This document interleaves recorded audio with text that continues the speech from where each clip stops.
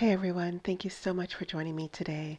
I'm so excited to bring to you this recipe, which I've been wanting to share with you for quite a while, raw vegan kelp noodles. We don't have this available to us a lot, and I have it pretty occasionally, but it's a beautiful alternate for having cucumber or zucchini noodles. Kelp is a seaweed, and it's a fantastic source for B vitamins, including folate, and also chock full of minerals, including zinc, magnesium, manganese, as well as really high in iodine. Iodine is a fantastic mineral in the body. It can act as a detoxifier. It helps with hormonal regulation, primarily through monitoring and moderating the thyroid gland. So I love to include it in my diet. I just say with kelp noodles to make sure you read how much iodine is in your packet of kelp noodles. The recommended daily allowance for men and women who are adults is 150 micrograms per day. For women who are breastfeeding or pregnant, it's 220 micrograms. So just check to make sure you're not getting too much iodine when you're having your kelp noodles and adjust the quantity as you need to. So here I have a packet of kelp noodles. And I've put this in warm, not hot, but warm water. And I've added as much lemon, about a whole lemon is what I try to do for 1 cup of warm water. And I massage the kelp in there. And then I go ahead actually and cover it when I can with whatever cover I have available to me. That's what I have available to me today. And I think that just kind of keeps it nice and warm while it's sitting out, especially if you're in a cool environment. So I let that stand for at least an hour, maybe even 2 hours if I can.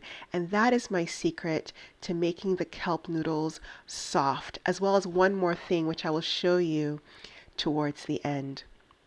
But doing this, the lemon, warm water, keeping it covered for a couple of hours, keeps the noodles nice and soft, giving it a beautiful al dente texture without it being crunchy. So I'm going to leave this covered for a couple of hours and then return to it, and I'll show you what it looks like. So here are the noodles just 1 hour later, and they are significantly softer than when I first started with them. And I'm going to put that aside as I make the sauce. For the sauce, I start with rehydrated raisins. So I soak these raisins for a few hours. Raisins are a wonderful source of iron, as well as a great flavor balancer for the sauce because they give some sweetness to a lot of the sourness that I'm going to show you in a little bit. So I think that's about, I don't know, a quarter cup of raisins rehydrated. I also soaked about 1/3 a cup, a little less, of chia seeds. Chia is an amazing source of omega-3, anti-inflammatory, omega-3 polyunsaturated fatty acids, and so I love to include them in my dips and my dressings when I can. I also have here sun-dried tomatoes, great source of lycopene, and will give a nice salty flavor to the mix. These ones were actually in olive oil, but you can avoid that. Red bell pepper for some sweetness and vitamin C, as well as tons of other antioxidants. So I have there, I think, about 1/2 of an entire red bell pepper. I also have some miso.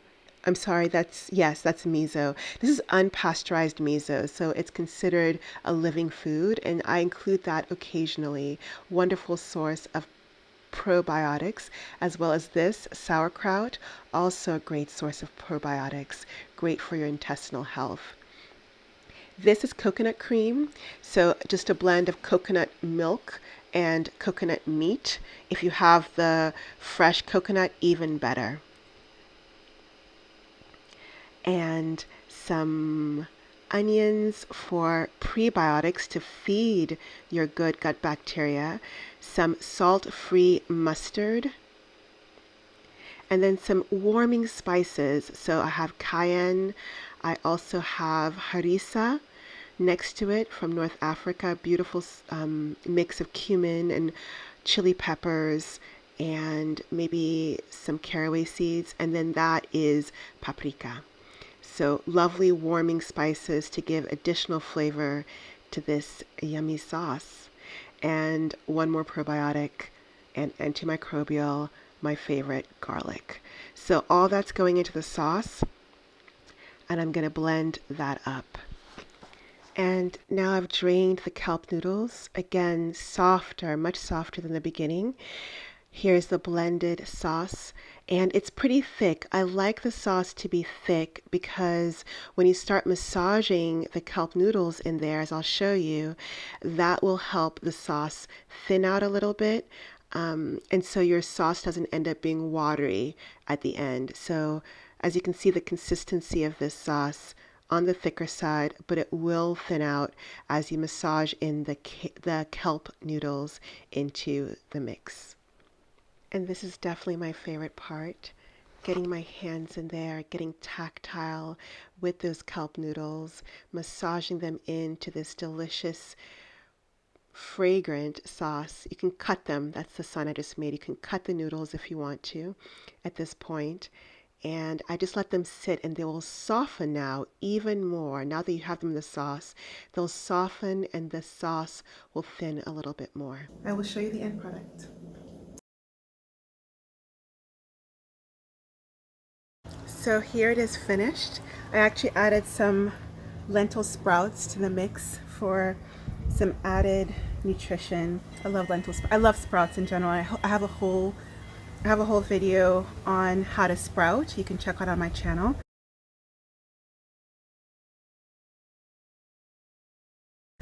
But let's get to the taste test. So, get some of that sauce. Gonna pick up a little avocado and a bit of tomato. Let's try it out.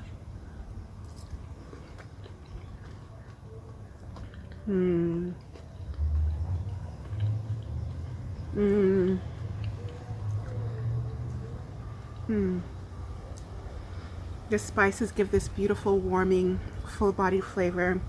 The kelp noodles are nice and soft. The avocado adds a little bit of creaminess. The tomato bursts of flavor. Please give this a try. Let me know in the comments how you like it. And sending you a lot of love, much love from beautiful Ojai. Take care.